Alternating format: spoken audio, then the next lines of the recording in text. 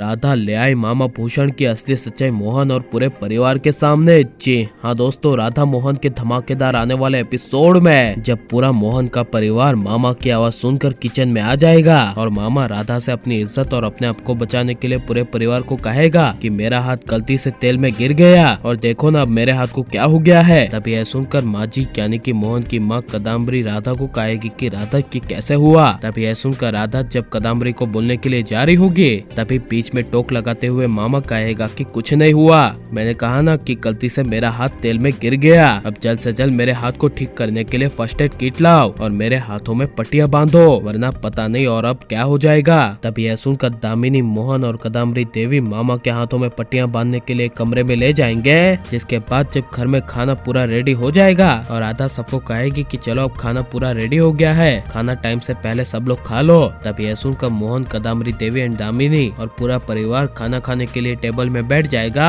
जहाँ पर जब राधा सभी को खाना दे देगी और भूषण मामा राधा को अपने बाजू में बिठाने के लिए सीट को खाली रखेगा और राधा को जब अपने सामने देखेगा और कहेगा कि राधा चलो अब तुम बैठ जाओ, अब तुम भी खाना खा लो, यहाँ पर मेरे बाजू में बैठो राधा। यह सुनकर राधा मामा भूषण के बाजू में बैठने से इनकार कर देगी और कहेगी हमें यहाँ पर नहीं बैठना, आप अपना पहले खाना खा लीजिए। यह सुनकर जब कदम्बरी राधा को कहेगी कि राधा क्या हुआ, तब यह सुनकर मोहन राधा को इनडायरेक्टली कहते हुए अपनी माँ को कहेगा कि माँ वो बात ऐसी है कि मामा का हाथ जला है ना, तो इसीलिए गलती की वजह से गलती को छुपाने के लिए राधा वहाँ पर नहीं बैठ रही है। यह सुनकर राधा को काफी ज्यादा गुस्सा आ जाएगा और गुस्से से राधा कहेगी ऐसी बात है ही नहीं, क्योंकि जो मामा का हाथ गलती से तेल में गिरा था वो कोई गलती नहीं थी बल्कि मैंने ही उनका हाथ तेल में डाला था। यह सुनकर मामा भूषण एंड दामिनी कदम्बरी और मोहन के होश उड़ जाएंगे। लेकिन जब राधा कहेगी कि हम आपको इसकी असली वजह बताते हैं कि हमने ऐसा क्यों किया था, तभी यह सुनकर मामा अपनी इज्जत के लिए डर जाएगा और अपनी इज्जत को बचाने के लिए बीच में भूषण खड़ा होकर राधा को रोकते हुए कहेगा कि राधा बिटिया तुम खामखाम मेरी गलती को अपने सर पर क्यों ले रही हो। मानता हूँ कि मामा बिटिया का प्यार बहुत है, लेकिन इसका मतलब ये तो नहीं कि तुम मेरी की हुई गलती को अपने सर पर ले लो।